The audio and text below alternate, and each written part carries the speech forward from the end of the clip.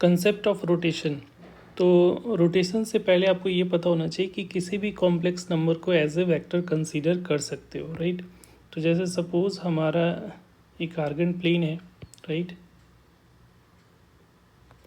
और यहाँ पे Z1 वेक्टर है, Z1 कॉम्प्लेक्स नंबर है, तो उसको एज ए वेक्टर ले सकते हो, पोजीशन वेक्टर, ऐसे इसको O और इसको P।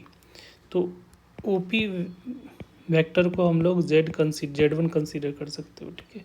और ये इसका एंगल जो थीटा, जिसको हम लोग क्या बोलते हैं, आर्गूमेंट, तो argument of Z1 is equal to theta 1 अगर ले लेते तो ये थीटा 1 हो जाएगा। अगर इसको रोटेट कर रहे हैं, ठीक है, कितने एंगल से, अल्फ़ा एंगल से रोटेट कर दिया सेम वेक्टर को, इसी चीज़ को हम लोग रोटेट करके क्यू पॉइंट पे ले गए, तो ये जो कॉम्प्लेक्स नंबर बना Z2 बना, और इसके बीच का जो रोटेशन जो हो रहा है दैट इज़ अल्फ़ा। तो ये जो वेक्टर बन रहा है ओ क्यू वेक्टर, वो Z2 है। अगर उसका आर्गूमेंट देखोगे तो आर्गूमेंट ऑफ Z2 जो होगा वो दोनों का कंबाइनली होगा, दैट इज़ ये दोनों का कंबाइन करोगे तो दैट इज़ इक्वल टू क्या होगा, थीटा 1 प्लस, या इसको थीटा 2 ले लो, theta 2 is equal to theta 1 plus alpha हो जाएगा, राइट। तो यहाँ पे अब Z1 को यूलर फॉर्मेट में कैसे रिप्रेजेंट कर सकते हो, तो Z1 को हम लोग क्या लिख सकते हो, देखो, और दूसरी चीज़ तो ये है कि दोनों का अगर रोटेट करो तो जो मॉडुलस होगा दोनों का, Z1 Z2 का, वो सेम होगा। तो Z1 का modulus is equal to Z2 का मॉडुलस, इसको हम लोगों ने R कहा, ठीक है। तो यहाँ पे अगर Z1 को रिप्रेजेंट करना चाहते हो, अगर Z1 हम लोग लिखना चाहते हैं तो Z1 इज इक्वल टू क्या हो जाएगा, यूलर फॉर्मेट में R E आयोटा थीटा लिखोगे, थीटा 1, और Z2 को क्या लिखोगे, R E आयोटा थीटा 2, ठीक है। और theta 2 basically theta 1 plus alpha है, तो इसको R into iota theta 1 plus alpha भी लिख सकते हो, या हम लोग इसको और थोड़ा सिंप्लीफाई करोगे तो R into e iota theta 1 into e iota alpha लिख सकते हो, राइट। और ये बेसिकली क्या है, ये जो दिख रहा है वो बेसिकली ये वाला पार्ट ही है ना, तो इसको हम लोग क्या लिख सकते हो, Z2 को हम लोग लिख सकते हैं Z1, क्योंकि ये Z1 दिख रहा है, ये वाला पार्ट Z1 है, तो Z1 ई आयोटा अल्फ़ा है। तो ये जो हो रहा है, ये जो आ रहा है, वो Z2 को अगर Z1 के फॉर्मेट में रिप्रेजेंट कर सकते हो, जहाँ पे ये जो दिख रहा है आपको, इसको हम लोग बोलते हैं रोटेटिंग फैक्टर, ठीक है। तो अगर Z1 में ई आयोटा अल्फ़ा अगर से मल्टीप्लाई कर दिए तो उतना एंगल से एंटी क्लॉकवाइज, अगर इस डायरेक्शन में अल्फ़ा की वैल्यू पॉजिटिव कब लेंगे, जब एंटी क्लॉकवाइज होगा। अगर सेम कॉम्प्लेक्स नंबर को ओरिजिन के अबाउट रोटेट करोगे इस तरह से, तो अगर निगेटिव होगा तो इसका मतलब है कि क्लॉकवाइज डायरेक्शन में रोटेशन हो रहा है, राइट। तो ये बेसिक कंसेप्ट ऑफ रोटेशन है, ठीक है। अगर रोटेटिंग फैक्टर का मैग्नीट्यूड देखोगे तो मैग्नीट्यूड में कोई फ़र्क नहीं पड़ेगा, क्योंकि यहाँ पे अगर यहाँ पे आप थोड़ा सा देखोगे कि ई आयोटा अल्फ़ा है क्या, तो ये बेसिकली इसका मैग्नीट्यूड वाइज देखोगे तो ये cos alpha plus iota sine alpha, और इसका मॉडुलस जो होता है वो 1 होता है, आपको पता ही है। तो ये इसका मैग्नीट्यूड नहीं होता है, सिर्फ आपका रोटेशन के लिए ये फैक्टर को मल्टीप्लाई किया जाता है, ठीक है। सिर्फ इसका जो फ़र्क पड़ेगा वो किसका आर्गूमेंट में फ़र्क पड़ेगा, ठीक है, Z1 से Z2, मैग्नीट्यूड में कोई मॉडुलस में कोई फ़र्क इससे नहीं पड़ता है। अब ये तो जब बात हो गई ना, जब Z1 Z2, ये तो केस तब ले रहे हैं ना जब Z1 Z2 दोनों इक्वल हो, कभी कभी दोनों का मॉडुलस अनइक्वल भी हो सकता है। ये केस Z1 जो है का mod not equal to Z2 हो जाए, दोनों का मॉडुलस सेम नहीं हो, तब उस केस में क्या होगा, तो उस केस में जैसे ऐसा सोच लो कि अगर हम लोग यहाँ पे है और ये देखो, ये पहले से हम लोग ये ले रहे हैं, ये P पॉइंट जो था Z1, और यहाँ पे जो था ये रोटेट करके यहाँ पे चला गया, ये Q पॉइंट जो है वो Z2 है, और इसके बीच में जो है एंगल जो है एंटी क्लॉकवाइज में अल्फ़ा ले रहे हैं। तो यहाँ पे यूनिट वेक्टर के पहले तो दोनों को यूनिट वेक्टर के फॉर्मेट में कन्वर्ट कर लोगे, तो जो यहाँ पे जो होगा वो ओ पी का unit vector equal to O Q का unit vector into e iota alpha हो जाएगा। अब यूनिट वेक्टर कैसे लिखोगे, तो यहाँ पे सॉरी ओ क्यू होगा, यहाँ पे ओ क्यू की तरफ मूव करें, ओ क्यू का unit vector is equal to O P का unit vector into e iota alpha.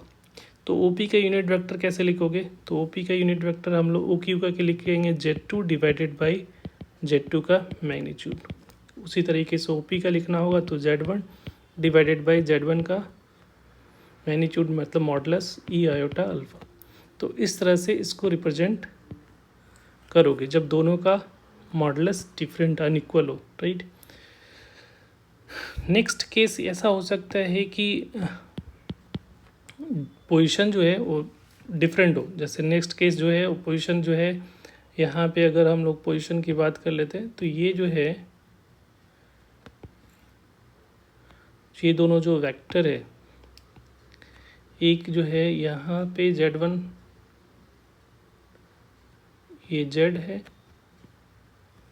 इसको हम लोग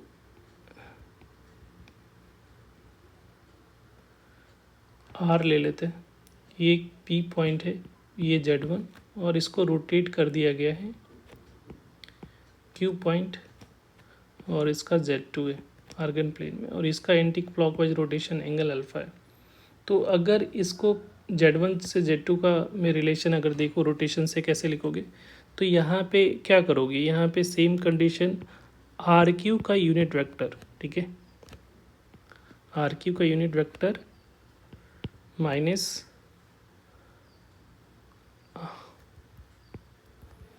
RQ का यूनिट वेक्टर या QR लिख सकते हो ना, RQ का यूनिट वेक्टर इक्वल टू लिखोगे RP का unit vector E iota alpha. Same formula, पहले यूनिट वेक्टर में कन्वर्ट करके उसमें रोटेटिंग फैक्टर से मल्टीप्लाई कर देना है। अब यहाँ पे जो रोटेटिंग फैक्टर कैसे लिखोगे, तो यहाँ पे लिखने का तरीका क्या होगा कि यहाँ पे जब यहाँ पे ओरिजिन नहीं है, ठीक है, तो यहाँ पे क्या करोगे, RQ को क्या लिखोगे, RQ को लिखेंगे Z2 minus Z1 Z2 minus Z और इसका मैग्नीट्यूड Z2 माइनस Z का मॉडुलस, राइट। अब यहाँ पे RP को क्या लिखोगे, Z1 minus Z divided by Z minus Z का मॉडुलस और ई आयोटा अल्फा। इस तरह से इसको हम लोग लिखेंगे, राइट। तो ये केस ये बन रहा है।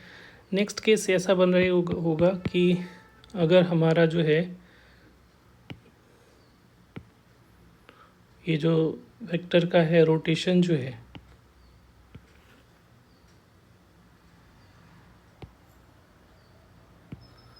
एक दूसरे को इस तरह से क्रॉस कर रहा होगा ऐसा, ठीक है, इस टाइप से होगा। ये Z1 है, ये Z2 है, ये Z4 है और ये Z3 है, ठीक है। तो यहाँ पे और ये इसके बीच का जो एंगल का रोटेशन है वो एंगल अल्फा है। तो इसको कैसे रिप्रेजेंट करेंगे, तो यहाँ पे भी ये सपोज़ इसको ले लो A B और ये C और ये D। तो यहाँ पे हम लोग क्या लिखोगे, AB वेक्टर का यूनिट वेक्टर और यहाँ पे CD का unit vector E iota alpha हो जाएगा। तो AB का यूनिट वेक्टर क्या हो जाएगा, तो ये हो जाएगा Z2 minus Z1, right, divided by Z2 minus, यहाँ पे रोटेशन के करके यहाँ तक जा रहे हैं ना Z4, तो Z4 में लिखोगे, इसको उल्टा लिख दे रहा हूँ, यहाँ पे CD तक जाना है, तो CD का unit vector is equal to AB का unit vector, right, e iota alpha हो जाएगा। तो यहाँ पे CD का वेक्टर को क्या लिखोगे, CD को हम लोग लिखेंगे Z4 minus Z3 divided by Z4 minus Z3 का mod equal to AB unit vector को क्या लिखेंगे, Z2 minus Z1 divided by Z2 minus Z1 का मैग्नीट्यूड ई आयोटा अल्फा। तो इस तरीके से इसको हम लोग रिप्रेजेंट करेंगे जब एक दूसरे को क्रॉस कर रहा होगा, राइट। तो इस तरह के सारे पॉसिबल केसेस में आपको आइडिया लग गया होगा कि अगर रोटेशन होगा तो किस तरह से हम लोग राइट कर सकते हैं। Thank you.